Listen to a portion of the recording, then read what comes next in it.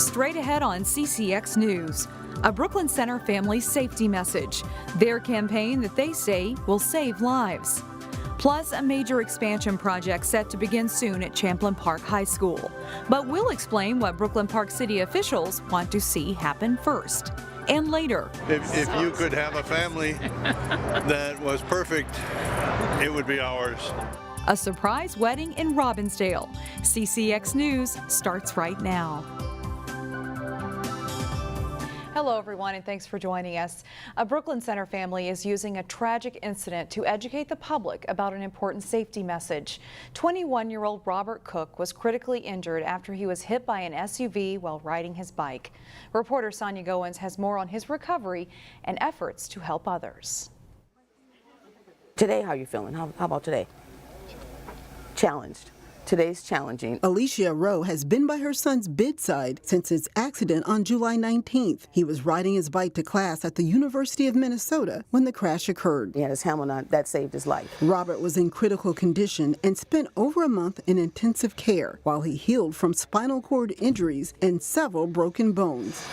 He's improved a lot, but still has a long ways to go. Robert is now recuperating at Bethesda Hospital in St. Paul. The lungs were pretty damaged, so that was one of the things that he had to really work on, getting his lungs stronger, to get his diaphragm stronger so he's able to get rid of the trach. He's more responsive and communicating with his family. Alicia is thankful Robert was wearing a bike helmet. It's a message she constantly drilled into her son. Robert, wear your helmet. Robert, wear your helmet. Robert, wear your helmet. Her safety announcement doesn't stop with Robert. I just want to be Robert's voice. And I want him to be the poster child to let people know you should wear your helmet. The family has started a campaign called Team Robert for Life. And that's what we're going to be promoting with his bracelets and his keychains. We're going to make some buttons. Meanwhile, the family is relying on their faith. I'm a true believer in God, and I think God has worked his miracles to get us here today where we're at right now. They are hopeful and grateful for Robert's remarkable recovery. I just know that Robert's going to get stronger, and he's going to continue with his education and continue to help people,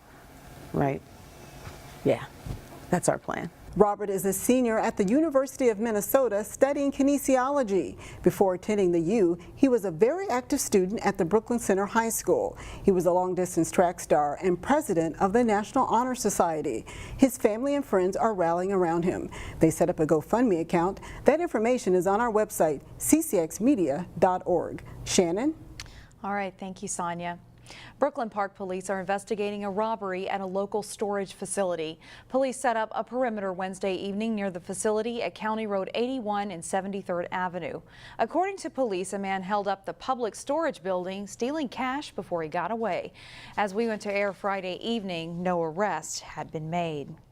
Is Champlin Park High School in Champlin or Brooklyn Park? It's a question that irks the Brooklyn Park City Council. That's because the building is in Brooklyn Park, even though the school's mailing address still says Champlin. Now an issue over water has the city demanding action from the school. Reporter Meredith Hackler joins us now with more. Meredith? Shannon, watching the video from Monday's City Council meeting, it's pretty clear that council members aren't happy with the high school.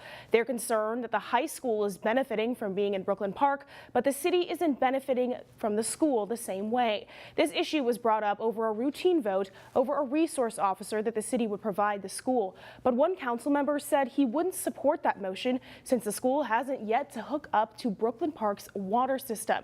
Councilmember Mark Matta says Champlin is benefiting financially from the amount of water the high school uses, when that shouldn't be the case.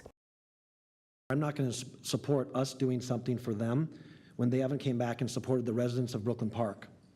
All they've done has been a tax burden here. Council did approve the school resource officer because the members felt the safety of the student is more important than an ongoing issue between the school and the city.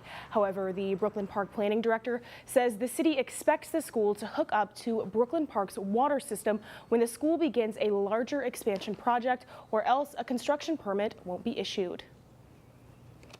We've made it very clear to them that they can't proceed without the connection. It's in their plans and it's documented in the permit that they're requesting. While officials from Champlin Park High School would not speak on camera, they view this as a non-issue. They said that they will hook up to the city's water system when they begin the expansion of their building. There has not yet been a date set on when construction will start. Shannon? All right, thank you, Meredith. It's a bit of a tight squeeze, but Golden Valley Road is open again just west of Theodore Wirth Parkway. The street's been closed since June to allow workers to replace a 100-year-old bridge over Bassett Creek. Now that the bridge is finished, traffic is once again flowing through the construction zone. Hennepin County says there's still some work to be done, including another layer of pavement and landscaping, but the majority of the project is behind them.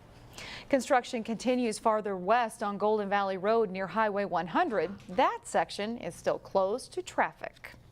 Apple connoisseurs are enjoying their first kiss. I have tried them. They're awesome. They have a little bit of a tartar, crisper taste than the Honeycrisp. Right now, Lunds & Byerly's is the only place you can get the new apple, and only while supplies last. Customers were sampling and buying the apples when we checked in at the Golden Valley store on Friday. The new apple is a descendant of the crowd favorite Honeycrisp, developed by the University of Minnesota. And while it is available for sampling at the state fair for $3 an apple, Lunds & Byerly's is selling it for just $3.99 a pound. Get them while you can. Still ahead on CCX News, a local couple got married 60 years ago in Robbinsdale, but you won't believe where their anniversary ended up. Plus, Maple Grove and Osseo battle in the opener as prep football season gets started. But first, sunshine on Saturday, and then storms move in for the rest of Labor Day weekend.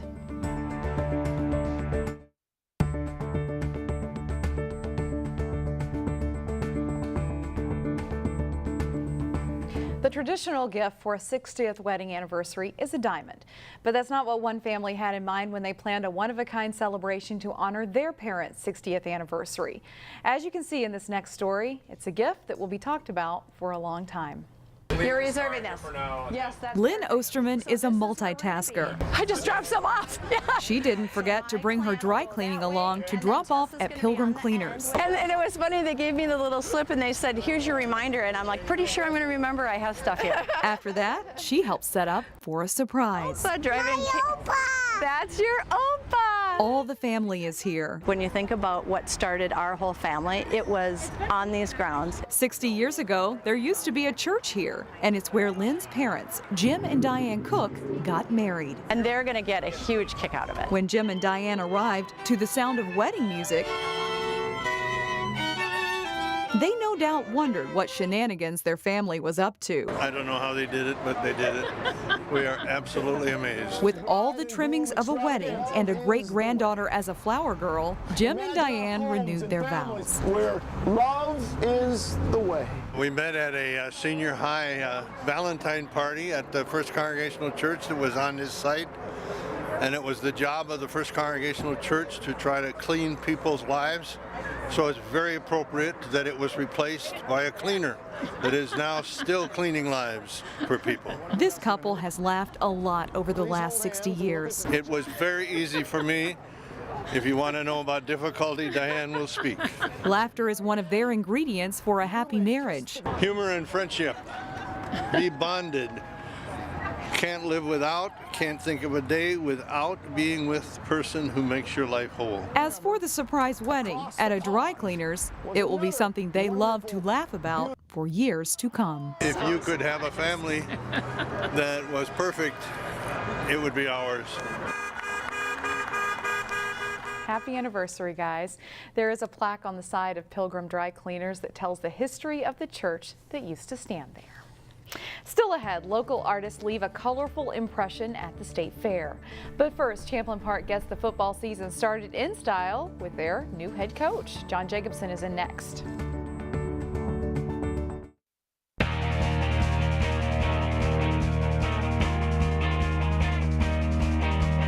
I'm John Jacobson with sports. High school football kicked off across the state Thursday night with many of our local teams playing.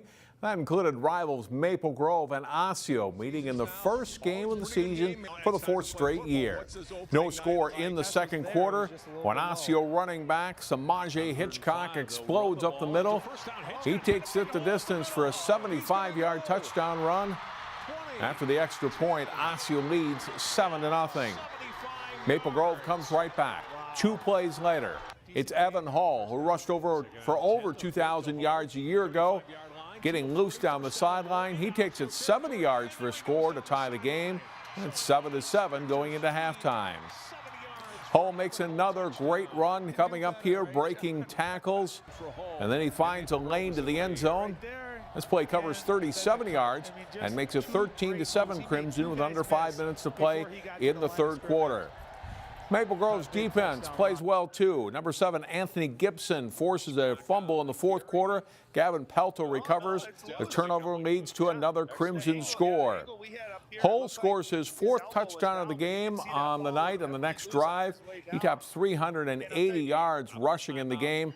Maple Grove wins 34-7 after a slow start offensively. We just started to get some momentum going, honestly. Guys are pushing the right buttons. We got all the jitters out of like the first couple of plays, the first game of the season, and we started to play. It was the start of a new era for the Champlin Park football program. The 3rd head coach in school history led the Rebels into the 2018 season. Nick Keenan coaching his first game as the head man for Champlin Park.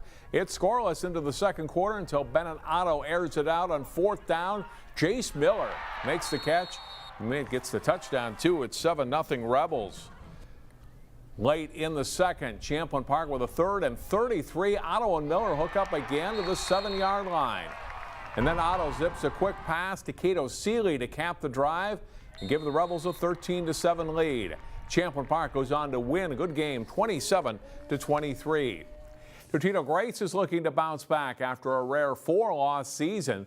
The Eagles played a thriller in their opener against Cretin-Derham Hall. Third quarter, Cretin's Danny Callahan threads a pass to Peter Udoybek for the touchdown and tied the game up at 14. And that's the way the game goes into overtime. In OT, Gabe Vosen powers in for the score. It's 21-14 Grace. The Raiders answer though. Callahan and Udoybek hook up again for the touchdown on 4th down, and then Cretin goes for 2 and the win.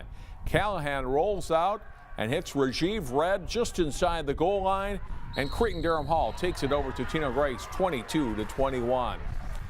While many local football teams played Thursday night, a few have Friday night openers. That includes Breck.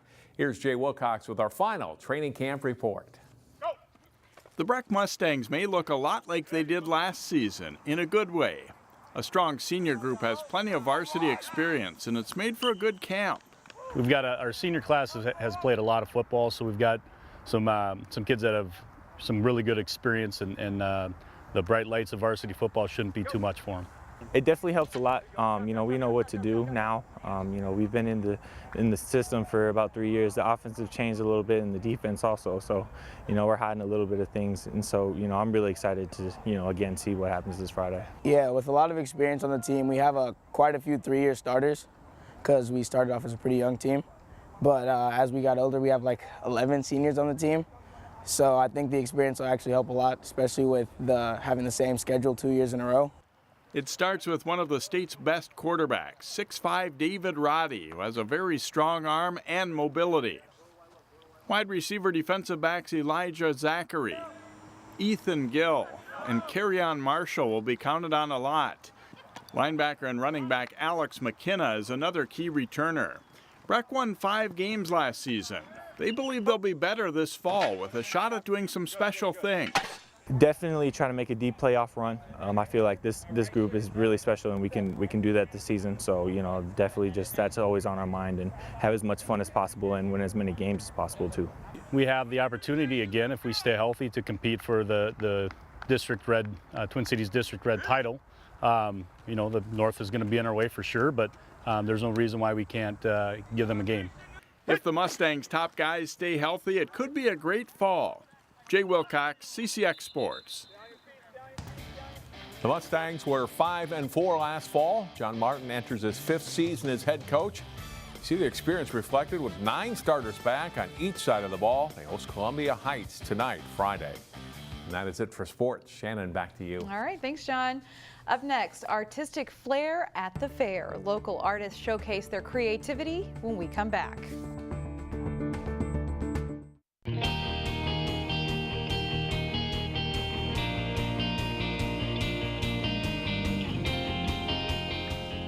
And finally, award-winning art at the State Fair. Neil Persley showcases local artists in today's Weekend Showcase.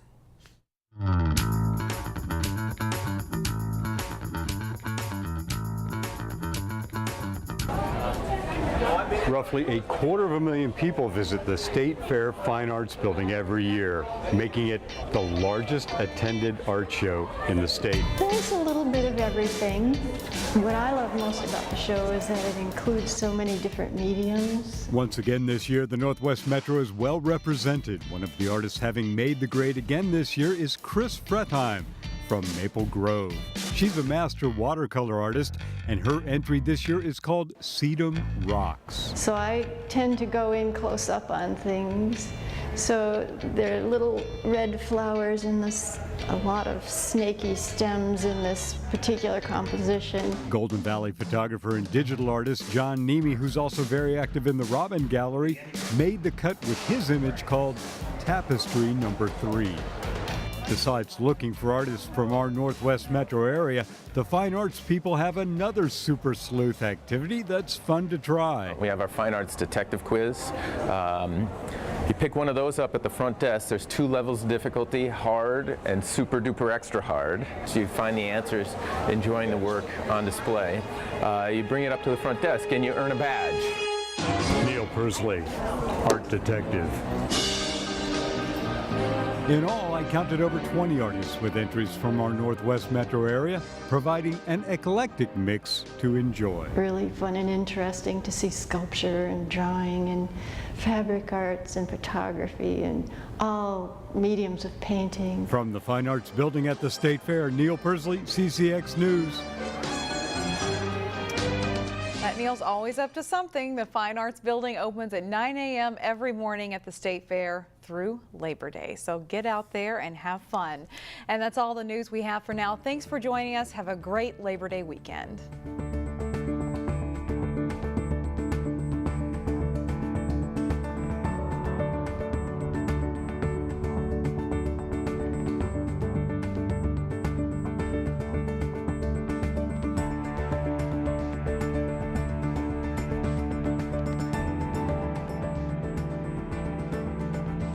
Looking for local? Even more local? CCX Media gives you the option to connect with your community on multiple levels. CCX Sports brings you ultimate coverage in local prep sports with full game coverage of over 120 high school games a year with highlights and features on our daily newscast. Then, our weekly Sports Jam show gives you a close-up look at local athletes, highlights of local games, and in-depth interviews. Our content can be watched at home or on the go. Visit ccxmedia.org.